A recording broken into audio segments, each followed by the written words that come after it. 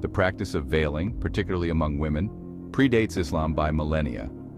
It is a tradition deeply embedded in the history of several ancient civilizations, reflecting complex social, cultural, and religious dynamics. In ancient Mesopotamia, Assyrian law codes mandated veiling for respectable women. These laws were not merely suggestions, but were strictly enforced, with severe penalties for those who did not comply. Veiling was a clear indicator of a woman's social status and respectability. This practice served as a marker of social status, distinguishing elite women from slaves and prostitutes. Elite women were expected to cover themselves to signify their honor and the honor of their families. In contrast, slaves and prostitutes were forbidden from veiling, making their lower status immediately visible. Veiling also existed in ancient Persia, where the practice likely emerged from similar concerns about social hierarchy and female respectability. Persian society, much like Mesopotamian society, placed a high value on the modesty and seclusion of women, particularly those of higher social standing. The tradition of veiling continued into the Byzantine and Sassanid empires, both of which held significant sway in the regions where Islam would later emerge. These empires inherited and adapted the veiling practices of their predecessors, integrating them into their own cultural and social frameworks. Byzantine Christian women, particularly those of higher social standing, often covered their heads. This practice was influenced by earlier Roman traditions and reinforced by Christian teachings that emphasized female modesty and piety. This practice likely drew upon both earlier Roman traditions and the influence of Christianity, which emphasized female modesty. Roman women of high status also covered their heads, and this tradition was carried forward into the Byzantine era, blending with Christian ideals. The Sassanid Empire, centered in Persia, also maintained veiling practices inherited from earlier Mesopotamian traditions. The Sassanids placed a strong emphasis on the seclusion and modesty of women, particularly those of the elite class. Elite women in Sassanid society were often secluded within harems and veiled when they appeared in public. This seclusion and veiling were seen as markers of their high status and were intended to protect their honor and that of their families. The prevalence of veiling in these pre-Islamic societies demonstrates its deep roots in the cultural fabric of the regions where Islam would eventually take hold.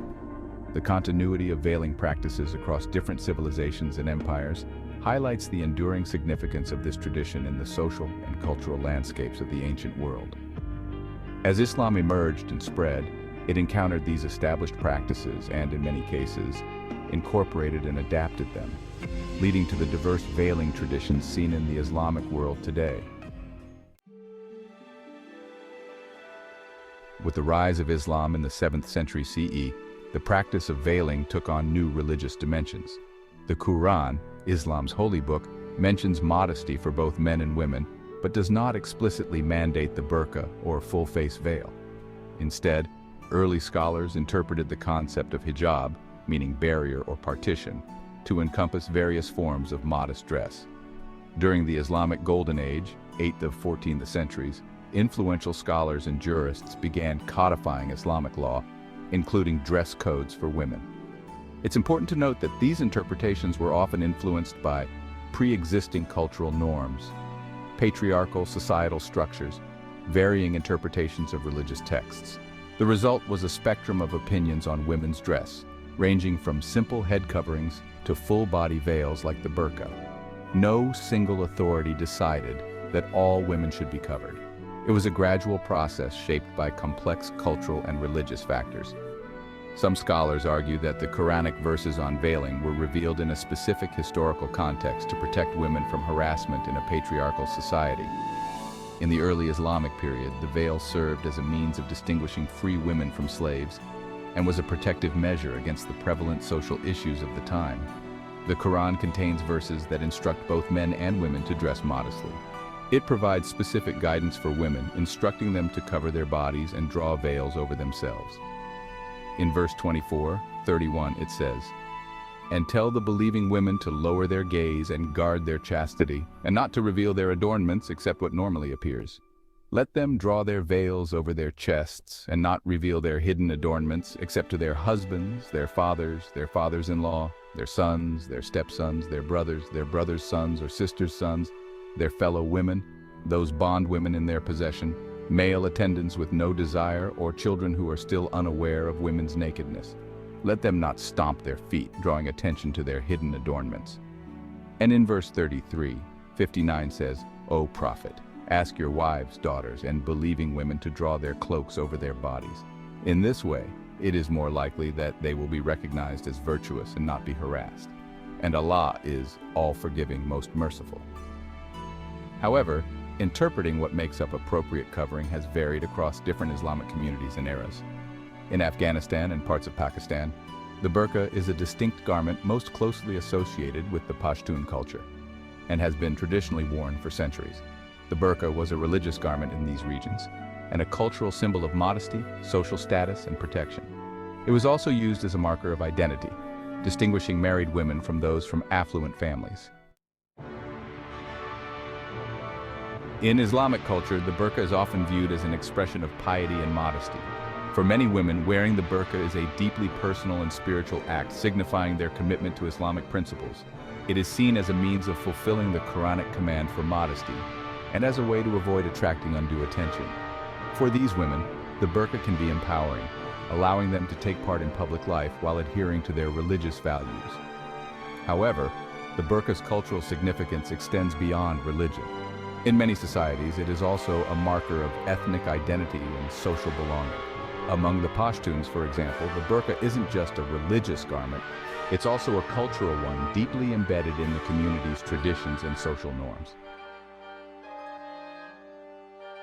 The burqa has become a focal point of intense debate, particularly in Western societies, where it is often viewed through the lens of gender equality, human rights, and national security. Critics argue the burqa is a tool of oppression enforced by patriarchal structures to control and subjugate women. Cases where women have been coerced into wearing the burqa supported this perspective, often under threat of violence or social ostracism. In countries like Afghanistan, under the Taliban's rule, the burqa was mandated by law, and women faced severe punishment for failing to comply. This coercive imposition has fueled the argument that the burqa symbolizes the systemic oppression of women in certain Islamic societies. The burqa has been at the center of debates on national identity and security, particularly in Europe. Countries like France, Belgium, and the Netherlands have implemented bans on wearing full-face veils, including the burqa, in public spaces. These bans are often justified on the grounds of promoting secularism, ensuring public safety, and upholding women's rights.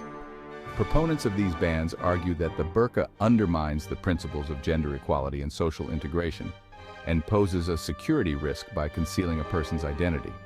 However, these policies have also been criticized as discriminatory and Islamophobic. Critics argue that banning the burqa infringes on individual freedoms and the right to religious expression. Such bans can alienate Muslim communities and exacerbate social divisions, contributing to the stigmatization and marginalization of Muslim women who choose to wear the burqa.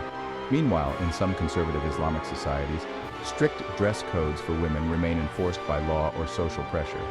This has led to movements like My Stealthy Freedom, where Iranian women protest compulsory hijab laws. The debate over the burqa also touches on broader issues of cultural relativism and women's autonomy. Some feminists and human rights advocates emphasize that while the burqa can be a symbol of oppression, it can also represent a woman's agency and choice. They argue that empowering women means respecting their right to choose whether to wear the burqa, rather than imposing a one-size-fits-all solution that may not align with their values or experiences. The global discourse on the burqa reflects a tension between universal human rights and respect for cultural diversity. On one hand, there is a push to uphold principles of gender equality and individual freedom, often framed in Western terms. On the other hand, there is a need to recognize and respect the cultural and religious practices of different communities, even when they conflict with Western norms. In many Muslim-majority countries, the burqa remains a contentious issue. In some regions, there has been a resurgence of conservative interpretations of Islam, leading to increased pressure on women to adopt the burqa or similar garments.